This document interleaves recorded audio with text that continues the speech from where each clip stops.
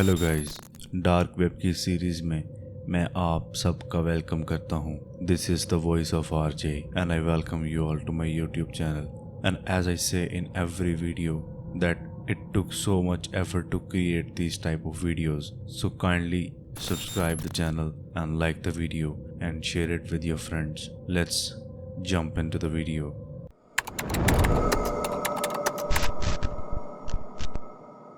एक Australian citizen जिसका नाम था एशले पॉल ग्रिफिथ, वो 47 इयर्स का एक मेल था और चाइल्ड केयर में काम करता था। और as a child care worker लोग उस पर काफ़ी ज़्यादा ट्रस्ट करते थे, काफ़ी ज़्यादा यकीन करते थे। और बिकॉज़ वो एक चाइल्ड केयर वर्कर था तो लोगों को कोई इनसिक्योरिटी नहीं थी, कोई भी प्रॉब्लम नहीं थी उस पर ट्रस्ट करने में। और लेकिन जैसे जैसे स्टोरी मूव फॉरवर्ड करती है तो चीज़ें इतनी वर्स हो जाती हैं कि तुम हिल जाओगे, तुम्हारी रूह कांप जाएगी। और जो मैं तुम्हें आगे बताने जा रहा हूँ वो सुनकर तुम्हारी रात की नींद भी उड़ सकती है।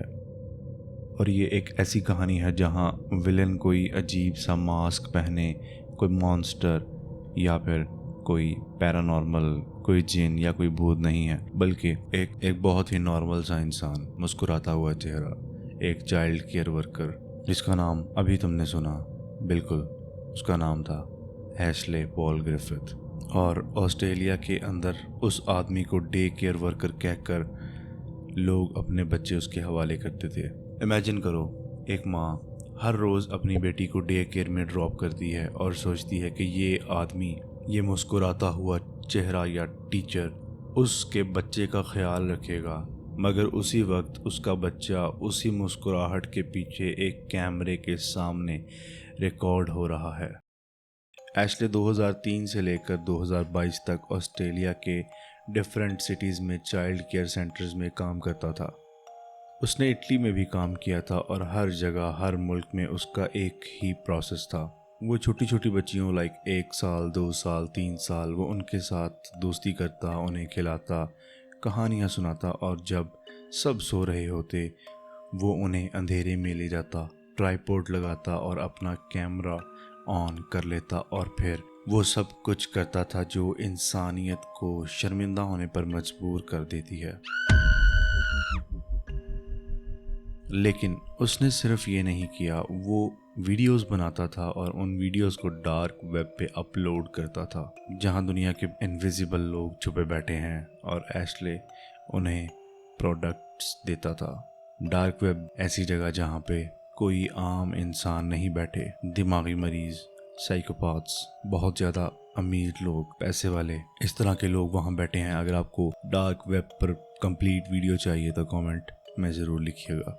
उन साइकोपैथ्स को एशले प्रोडक्ट्स बेचता था और वो प्रोडक्ट्स क्या थी? मासूम बच्चे, उनकी रियल फोटेजेस, उनकी पिक्चर्स और असली जुल्म। Let's talk about a video. एक वीडियो में एक 1.5 साल की बेटी वाइट कपड़ों में लेटी है और एशले उसके पास लेटा है और जिस तरह से उस पर जुल्म करता है वो हम लोग इमेजिन भी नहीं कर सकते। मैं सिर्फ इतना बता सकता हूँ कि जितना आप अपनी सोच को गिरा सकते हो, उसने जो उस लड़की के साथ किया वो उससे भी ज़्यादा था। और फिर वो लड़की को कहता है, good girl, don't cry, this will be our secret. और ये सिर्फ एक वीडियो नहीं थी, आगे आगे आपको पता चलेगा कि कितनी वीडियोस और कितनी इमेजेस उसके कंप्यूटर से रिकवर की गई थी। और सब बच्चे एक चीज़ में कॉमन थे, सब के सब 5 इयर्स से नीचे थे, सबकी एज 5 साल से कम थी। यू कॉन्ट इवन इमेजिन कि ग्रिफिथ का जो सिस्टम था वो कितना प्लान था। He was not an ill minded person, वो इससे भी ज़्यादा था। हम उसे एक हाई फंक्शनिंग मॉन्स्टर कह सकते हैं। उसने डे केयर सेंटर्स में अलग अलग जगहों पर छुपे हुए कैमरास लगाए हुए थे, ट्राइपॉड्स कपबोर्ड के अंदर, टॉयज के पीछे। और कई दफ़ा उसने खुद अपना फ़ोन या कैमरा अपने शर्ट के बटन के पीछे छुपा रखा होता था। बच्चे जब सो जाते थे, जब टीचर्स दूसरी तरफ होते थे, जब एक माँ का भरोसा उनकी आंखों में चमक बन के चमकता था, तो ग्रिफिथ वो भरोसा तोड़ता था। उसकी जितनी भी वीडियोस रिकवर की जाती हैं उसमें एक पैटर्न सेम होता है। हर बच्ची को पहले एक पेट नेम देता था। उन बच्चों में से किसी का निक नेम रख दिया जाता था। किसी को वो बिच कहता था, किसी को वो पिक कहता था, किसी को वो कुछ कहता था और किसी को वो कुछ कहता था, और वो बहुत नरम आवाज में बात करता था और फिर उन पर जुल्म करता था विद रिकॉर्डिंग। उसने बच्चे सिर्फ अब्यूज नहीं किए, उसने उनका कंटेंट बनाया, कैटलॉग किया और फिर उन्हें डार्क वेब फोरम्स पर अपलोड किया। और एक फोरम था TLZ, द लव जोन। वहां पर थाउजेंड्स ऑफ पीडोफाइल्स एक्टिव थे। इस फोरम से असल स्टोरी स्टार्ट होती है। एशले ग्रिफिथ का नाम उस फोरम पे टॉप कंट्रीब्यूटर्स में माना जाता था। एक फोल्डर था जिसका नाम था ब्रिस्बेन डेलाइट सेशंस और एक और फोल्डर था जिसका नाम था इटली एंजल्स। हर फोल्डर में हंड्रेड्स ऑफ वीडियोस थी और एक से बढ़ के एक हॉरिफाइंग थी। एक फाइल में एक वीडियो मिलती है, एक बच्ची जमीन पर सोई पड़ी है और ग्रिफिथ उसका हाथ पकड़कर एक डायलॉग मारता है और वो डायलॉग एग्जैक्ट क्या था? This is just a game, let's be quite.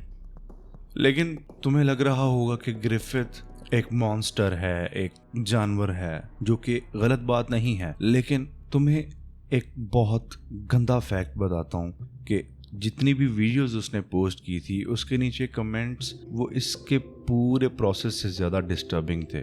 मैं तुम्हें कुछ कमेंट्स पढ़ के सुनाता हूँ। जैसे एक कमेंट था, love this more please, she is perfect, where did you find her. यानी कि उसने सिर्फ क्राइम नहीं किया था, उसने अपने क्राइम्स की एक मार्केट बना दी थी, बच्चों को एक बिजनेस बना दिया था और उसके अलावा और भी इल माइंडेड पीपल्स वहाँ पर मौजूद थे जो कि इस तरह के कमेंट्स करते थे।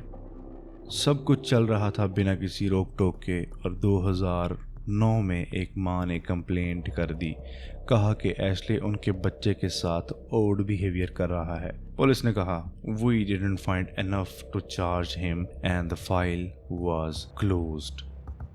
2021 में एक और कलीग ने HR को बताया कि उसने देखा है कि एशले एक 3 साल की बच्ची को ओवर फ्रेंडली तरीके से गोद में उठाता है। Over friendly. HR ने सिर्फ इतना कहा, लेट्स मॉनिटर हिम क्लोजली, और ग्रिफिथ हर बार एक्चुअली में बच जाता था और सिस्टम खामोश रहता था। वो हर रोज़ नए सेंटर में जाता, नए बच्चे उठाता, नई वीडियोस बनाता और ये सिलसिला एक अरसे तक चलता रहा। एक बच्चे का चाइल्डहुड सिर्फ एक फाइल का नाम बन जाता था। 2022 के अगस्त का एक दिन था और ऑस्ट्रेलिया की फेडरल पुलिस ने इंटरनेशनल साइबर क्राइम सर्वेलेंस के ज़रिए एक IP एड्रेस ट्रैक किया जहां से multiple child abuse videos dark web पर अपलोड हो रहे थे। जो IP ट्रेस हुई वो ब्रिस्बेन के एक रूम फ्लैट की थी और उस रूम में रहने वाले बंदे का नाम था Ashley Paul Griffith.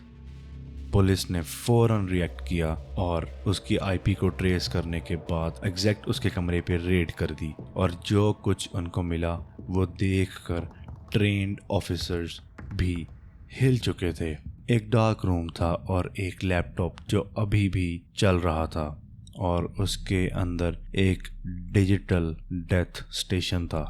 To be exact जो फिगर्स थे वो मैं आपके साथ शेयर करता हूँ। 571 वीडियोस, 18,112 इमेजेस और हर इमेज और वीडियो में एक बच्चा था और बच्चे के साथ ग्रिफिथ खुद था।